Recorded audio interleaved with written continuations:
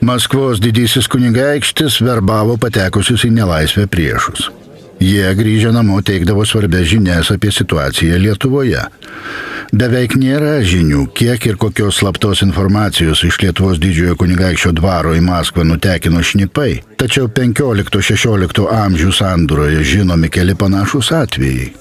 Manoma, kad šios žinios tapo pretekstu dalies Lietuvos didžiosios kunigaikštystės teritorijos amputacijai. Slaptų dokumentų perdavimo tinkluose įsipainioja ne tik šnipai, bet ir pirkliai ir dvasininkai. Šnipai tik rinkdavo informaciją, o lojalūs tarpininkai be trukdžių kirsdami valstybių sienas perduodavo ją reikiamoms ausims. Būtent tokį vaidmenį už atitinkamą atlygį atlikdavo daug keliaujantys pirkliai. Žinomas atvejis, kai valdovo dvare tarnavęs šnipas Fiodoras Šestakovas siuntė laišką savo ryšininkui Vezmės popui Fiodorui Iljinskiui.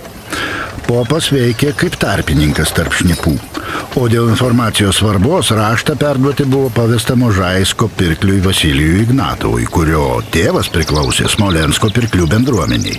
Kad nekiltų bereikalingų įtarimų, popas liepė laišką perrašyti, užantspauduoti savo spaudu ir išsiųsti Maskvos didžiajam kunigaikščiui Ivanui III.